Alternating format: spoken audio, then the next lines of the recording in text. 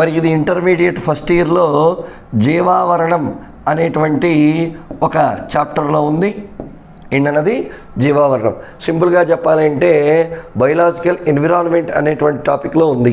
మరి దానికి సంబంధించి ఫస్ట్ బిట్ని మనం ఇక్కడ చూసేద్దాం.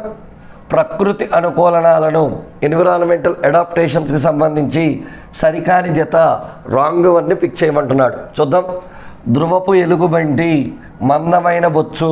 అంటే ఇక్కడ చూడండి, ప్రతి జీవి ప్రకృతిలో అనుకూలనాల్ని ఏర్పరచుకుంటుంది. మరి ధ్రువపు ఎలుగుబంటికి మందమైన బొచ్చు ఉందా లేదా అంటే 100% ఉంది. ఎందుకు ఉండాలి అనేటువంటిది మన టాపిక్. ఎందుకు ధ్రువపు ఎలుగుబంటి అంటే ఎక్కడ ఉంటుంది? అది ధ్రువ ప్రాంతాల్లో ఉంటుంది. ధ్రువ ప్రాంతాలు అంటే ఏంటన్నా? Polar regions. మరి వీటికి వేడి కావాలా వద్దా? కావాలి. Most important. అందుకే ఇవి శరీరం మీద బొచ్చు లేదా ఫర్ అంటాం. దీనివల్ల ఏమవుతుంది? వేడి అనేటువంటిది శరీరం నుంచి బయటికి వెళ్లకుండా ఆపుతుంది. చూడనా, ఇలా ఎప్పుడైతే శరీరం మీద వెంట్రుకలు అనేటువంటివి ఉన్నాయో వేడి అనేటువంటిది బయటికి వెళ్ళదు. అంటే ప్రతి జీవి కూడా శరీరం నుంచి వేడిని బయటికి వెళ్ళకుండా ధ్రువ ప్రాంతాల్లో పోలార్ రీజియన్స్లో తమకు కావాల్సిన విషయాలన్నీ చేస్తున్నాయి. ధ్రువపు ఎలుగుబంటి దేన్ని చూసుకుంది? బొచ్చు. మాస్టారు ఇలాంటివి ఇంకా ఏమన్నా ఉన్నాయా? ఉన్నాయి. ఎస్. చూడు, ఎప్పుడైనా ధ్రువ ప్రాంతపు పోలార్ రీజియన్స్లో ఉండే వాటి చెవులు చూడండి, ఇయర్స్ చాలా చిన్నగా ఉంటాయి. ద మోస్ట్ ఇంపార్టెంట్ గుర్తుంచుకోండి, వీటి చెవులు చిన్నగా ఉంటాయి. ఎందుకు? చెవుల ద్వారా ఉష్ణోగ్రత బయటికి వెళ్తుంది. ఎవరు కూడా వస్తారు, చెవుల ద్వారా వెళ్ళడం ఏంటి? Yes, it's true. మీరు కనుక ఏనుగు, ఎలిఫెంట్ అనేటువంటి దాన్ని తీసుకోండి, దాంట్లో చెవులు పెద్దగా ఉంటాయి, చెవులు చాలా పెద్దగా ఉంటాయి. దానివల్ల ఏంటి ఉపయోగం అంటే అవి చెవులను ఊపుతూ ఉంటాయి. ఈ ఊపడం వల్ల శరీరంలో ఉన్న వేడి బయటికి వెళ్తుంది. మరి అదే మనం ధ్రువ ప్రాంత రీజియన్స్లోకి వెళ్ళిపోయాం. వెళ్తే వాటి చెవులు చిన్నగా ఉంటాయి, అంటే వేడిని నష్టపోకుండా కాపాడతాయి. కాబట్టి ధ్రువ ప్రాంతంలో ఉన్న జీవులు తమ చెవులని చిన్నగా ఉంచుకుని వేడిని కాపాడుకుంటున్నాయి. కాబట్టి రెండవ రకమైనటువంటి విషయం. ఓకేనా? గుడ్. ఇక్కడే ఇంకో బిట్ చెప్పచ్చు. ఏనుగులకి చెవులు పెద్దగా ఉండడానికి కారణం ఏంటంటే ఏనుగులకు స్వేద గ్రంథులు ఉండవు. స్వెట్లాండ్ ఆర్ ఆబ్సెంట్. స్వేద గ్రంథులు ఉండవు. కాబట్టి క్వశ్చన్ ఇప్పుడు రివర్స్ చేసుకో. స్వేద గ్రంథులు లేని జీవి ఎవరు? ఏనుగు. ఇంకాస్త ముందుకెళ్ళా స్వేద గ్రంథులు లేని జీవులు 3 ఉన్నాయి.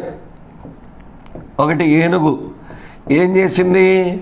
చెవులు ఊపుతూ వేడిని బయటికి పంపించింది. స్వేద గ్రంథులు లేని రెండో జీవి పంది, పిగ్. అందుకే పంది తన శరీరంలో వేడిని చల్లార్చుకోవడానికి ఎందులో దొరుకుతుంది? బుర్రలో జుగ్గి అంటుంది. మరి కుక్క. సార్ ఏంటి సార్ తిడుతున్నారా? కుక్కరా నాన్న? కుక్క.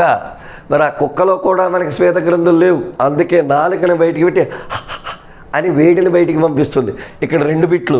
శ్వేత గ్రంథులు లేని జీవులు ఏనుగు, పంది, కుక్క. మరి అందుకే అవి రకరకాల విషయాలతో చూసాయి. కాబట్టి ధ్రువపు ఎలుగుబంటు బొచ్చుతోటి తన యొక్క శరీరంలో వేడిని కాపాడుకుంటుంది. రెండవది చూద్దాం. శీతల వాతావరణంలో జీవించే కీటకాల రక్తంలో గ్లిసరాల్. ద మోస్ట్ ఇంపార్టెంట్ గుర్తుంచుకోండి. చూడనా, శీతల వాతావరణంలో ఉండే కీటకాలు ఉన్నాయి. కీటకాలు అంటే ఎవరు? ఇన్సెక్ట్స్. కీటకాల యొక్క అధ్యయనం ఏంటి? ఎంటమాలజీ. ఎంటమాలజీ. అసలు కీటకం అంటే ఎవరు? కీటకం అంటే మనం తీసుకుంటే 2 జతల రెక్కలు ఉంటాయి. 2 pairs of wings. 2 pairs of wings. అలాగే 3 జతల కాళ్ళు ఉంటాయి. 3 జతల కాళ్ళు. 3 జతల కాళ్ళని ఏమంటారు? 3 pairs ఆఫ్ లెగ్స్ ఉంటాయి. అయితే ఇక్కడ అదేం చెప్తున్నాడు వీడు? చూడు, వీటి రక్తం అంట బేసిక్గా కీటకాల రక్తం అనేటువంటిది తెల్లగా ఉంటుంది. బొద్దింక తీసుకుంటే ఎక్కువగా చెప్తాం కాబట్టి బొద్దింక రక్తం రంగు తెలుపు. ఈ రక్తంలో గ్లిసరాల్ ఉంచుకుంటాయంట. మోస్ట్ ఇంపార్టెంట్ గుర్తుంచుకోండి. ఎందుకు గ్లిసరాల్ ఉంచుకున్నాయి? చూడు, శీతల వాతావరణాన్ని తట్టుకోవడానికి మోస్ట్ ఇంపార్టెంట్ గుర్తుంచుకోండి. క్వశ్చన్ ఏం అడుగుతున్నాడు? కీటకాలు శీతల వాతావరణాన్ని కాపాడుకోవడానికి రక్తంలో ఏమున్నాయి? గ్లిజరాల్. అంటే ఆ కోల్డ్ క్లైమేట్ని తట్టుకోవడానికి ఉన్నాయన్నమాట. కాబట్టి వీటిని ఏమంటామంటే శీతలీకరణ పదార్థం అంటాం. శీతలీకరణను చెయ్యని పదార్థంగా చెప్తాం. కాబట్టి క్వశ్చన్ ఏ రకంగా అడగచ్చు? కీటకాలు తమ శరీరంలో ఉన్న వేడిని కోల్పోకుండా రక్తంలో ఏముంటుకుంటాయి? గ్లిజరాల్. ఇక్కడ పెద్దగా ఏమీ లేదు నాన్న. కొవ్వు వేడిని ఆపుతుంది. కొవ్వులో ఉండే ఒక ఇంగ్రీడియంట్ ఎవరు? ఇది. కాబట్టి సెకండ్ ఆప్షన్ కూడా మనకి కరెక్టే. మరి థర్డ్ ఆప్షన్ చూద్దాం.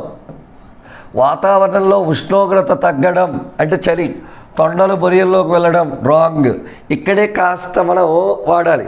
ఎప్పుడైనా తొండను మనం చూసామనుకో, వాతావరణంలో తగ్గగానే సూర్యుడి వైపు తన వీపును ఉంచుతుంది.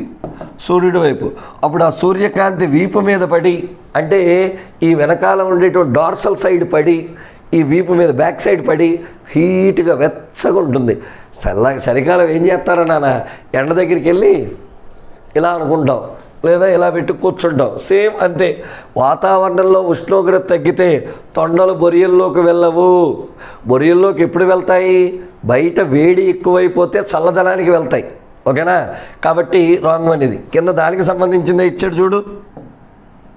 వాతావరణంలో ఉష్ణోగ్రత తగ్గడం, తొండలు శరీరాన్ని కాచుకుని వెచ్చదనాన్ని పొందడం. చూడు, ఉష్ణోగ్రత తగ్గితే తొండలు శరీరాన్ని కాచుకుని ఏం చేశాయి? వెచ్చదనాన్ని పొందాయి. ఇప్పుడు రివర్స్ ఆలోచించు. వాతావరణంలో ఉష్ణోగ్రత తగ్గింది, ఎన్విరాన్మెంటల్ టెంపరేచర్ డిక్రీజెస్, తొండలు బొరియల్లోకి వెళ్ళవు. ఏం చేస్తాయి? తమ శరీరాన్ని కాచుకుంటాయి. తమ బ్యాక్ సైడ్ని సూర్యుడి వైపు ఉంచుతాయి. ఇది ఫస్ట్ బిట్కి సంబంధించిన విషయం. చూసారుగా, ఒక బిట్ అనేటువంటిది మనకి ఎన్ని విషయాలు ఇస్తుందో చూసారుగా. ఇది మనకు సంబంధించినటువంటి బిట్.